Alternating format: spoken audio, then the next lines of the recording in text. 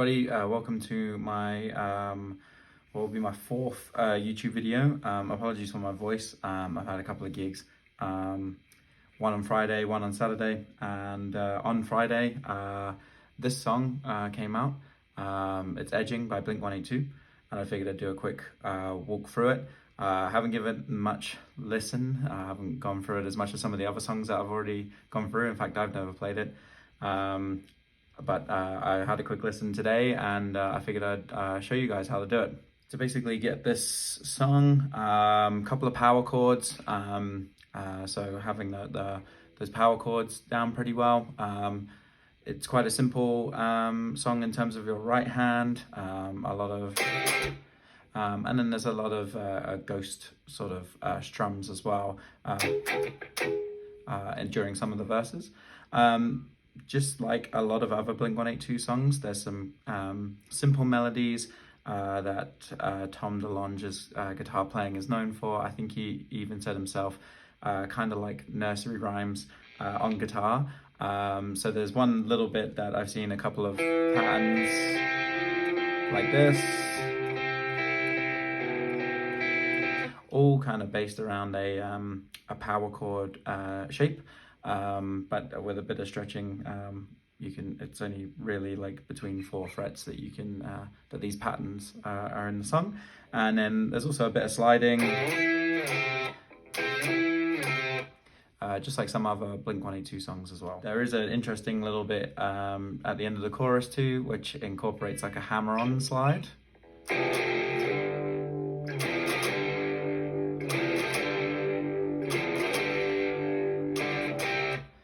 And that's at the end of the chorus. During the song, there's also like a sort of bridge pattern which is slightly different, but the rest of the song is actually quite simple. So let's get on to the start of the song. Now the song starts off with a drum pattern, sort of standard Blink-182. If you've got Travis Barker in your band, you might as well use his best abilities.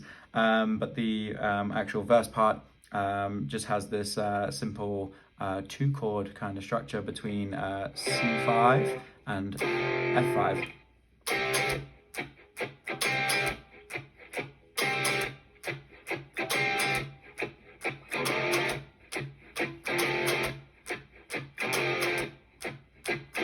Simple down up, and then a quick mute as well, so you don't let them ring. It's a quick stab, and then what I do is mute the strings with my right hand as I finish down on the up.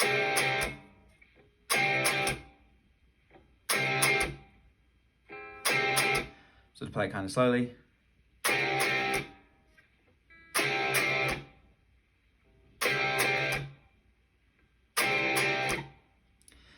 And same thing with the F.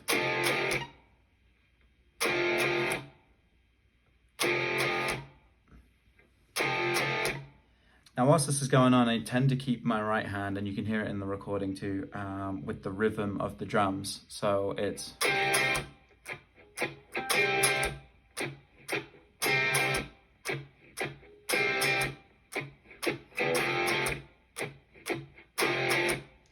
So in that down up pattern, you then have some, like on the count of 3, 4. So you have the 1, 4, 1, 2, 3, 4, 1, 4, 1, 2, 3, 4, 1, 2, 3, 4, 1, 2, 3, 4, 1, 2, 3, 4, 1, 2, 3, 4.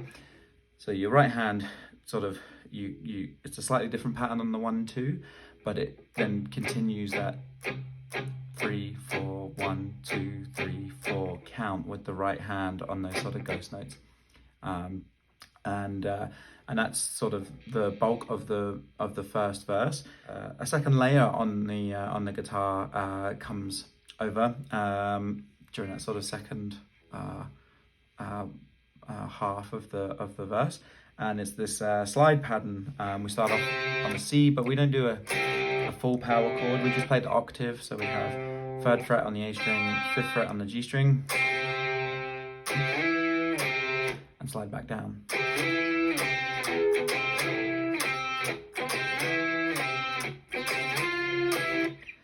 And on the final go round, so it's played 4 times, on the final go round, we slide all the way up to the F on the 8th fret, 8 and 10, and then finish on the E.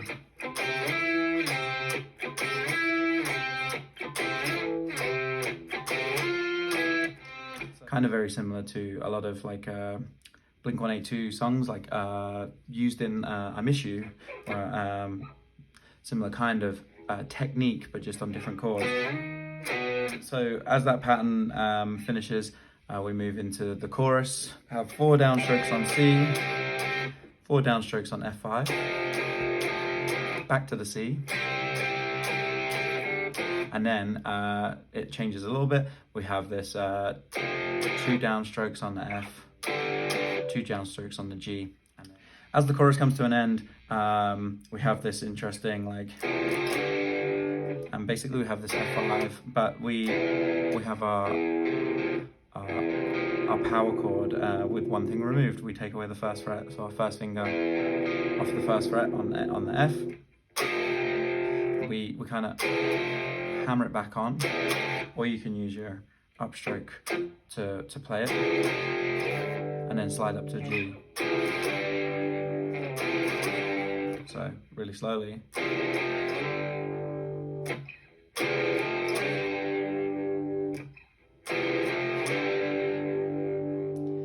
And in the song it's done twice. There are some melodies that are actually played on the guitar, like a layer over the top of the chords that we've played during the chorus. So it goes a bit like this.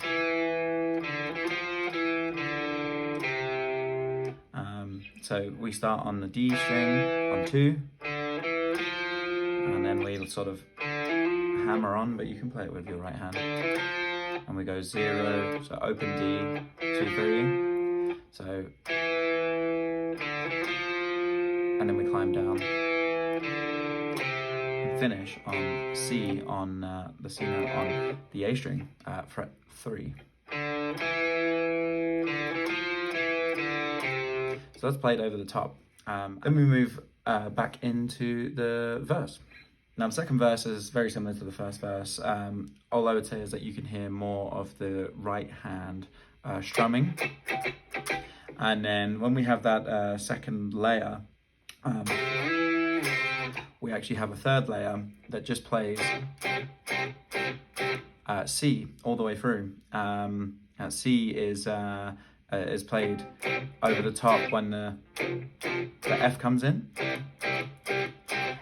But if you're just playing this just to show in front of friends, I don't think they'll pick up on it that much, unless of course they're guitarists, musicians, and may approach you afterwards and say, hey, you were missing something there. That's it, if that's what they're looking for. But it's the same C5 to F.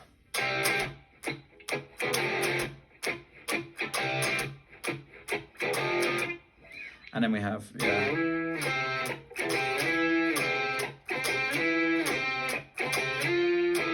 same pattern over the top. Now in our in the song as well, we have this interesting like pre-chorus pattern, which is based around the chord of C.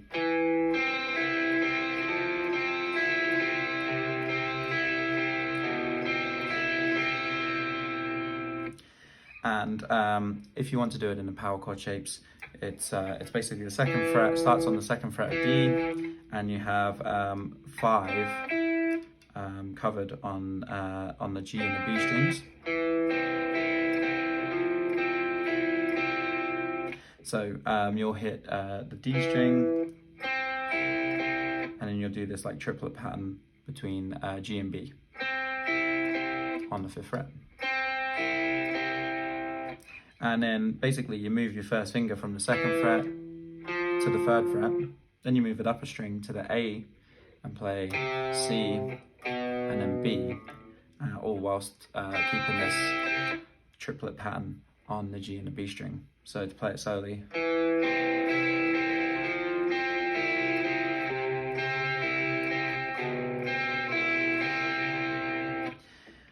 That's usually played twice.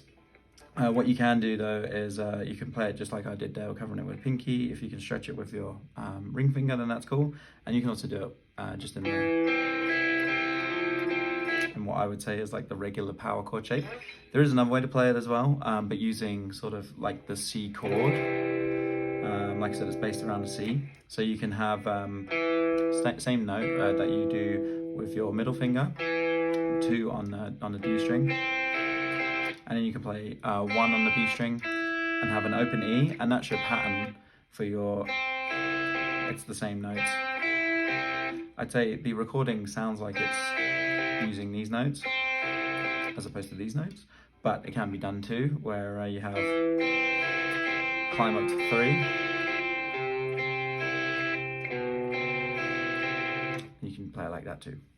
After you've got the pre-chorus pattern, you move back into the chorus, and it's the same thing. 1, 2, 3, 4 on C, 2, 3, 4 on F, back to C.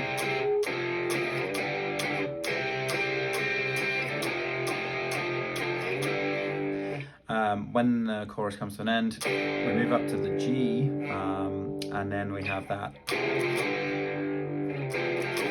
twice. And then we move into this sort of middle 8 bridge part. Now the middle 8 bridge part introduces, I'd say, like 2 new chords. There is actually notes playing over the top as well. Usually just like the root notes, maybe it's just an additional layer. But what I have heard and what I think is probably the better way to play it, just if you're playing it as one guitar, is to play it just how I'm going to play it right now. So basically, when we do the middle 8, we start off a very similar pattern to how we do the chorus. So we have C, F, C, and once we come back to C and we've played that sort of 4 downstroke progression, we then introduced this chord, which is sort of like I don't know exactly what it's called as a musical term, but I kind of refer to it as like an augmented minor power chord, but even though it's not minor and power chords are just power chords. But what we have here is basically a B power chord, and rather than playing the F sharp here, we actually make it a G. So we have B, G, D on the A, D, and G strings. Sounds really like sinister. So we introduce that chord, and then we play an A, and then we move back to F, and then back to C again, and then back to that sort of B weird power chord. So it goes a bit like this.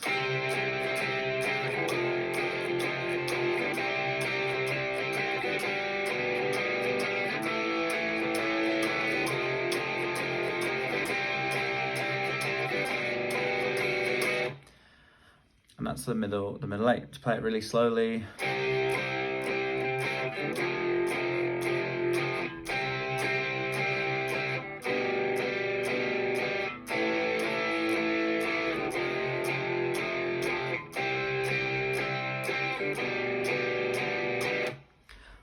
I use a bit of an upstroke to transition into the next chord.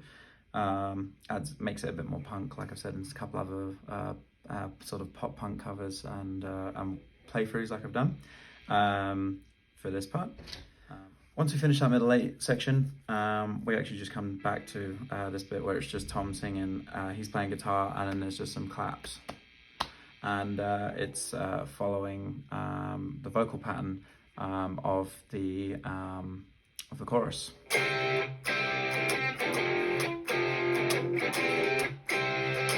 But rather than finishing on that final G, we have a pick slide. Now this pick slide is actually used quite a bit throughout the song as well, especially as we move into the chorus. So yeah, we just have that.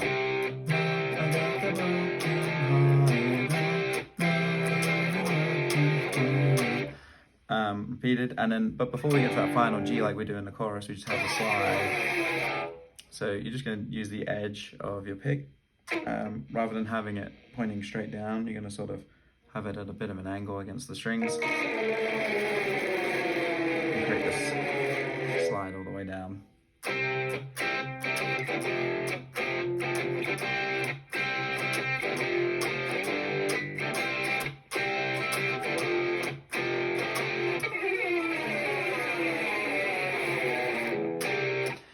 and then we move into the final chorus. Now the final chorus is exactly like the rest of the choruses, just moving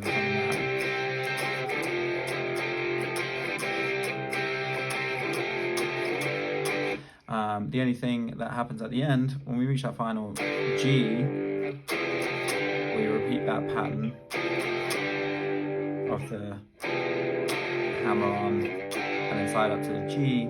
We repeat that 4 times.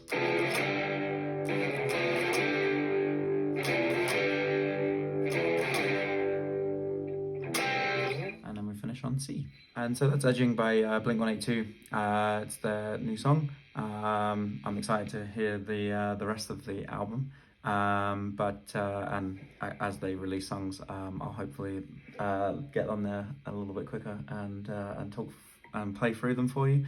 Hopefully you've now got this song. You just have to learn the lyrics over the top, and then you can sing it in front of your friends, campfire, however you want to do it, or even just play it in your bedroom. If you like this video, give us a like and just subscribe. Leave a comment if you'd like. And yeah, I'll see you around. Bye.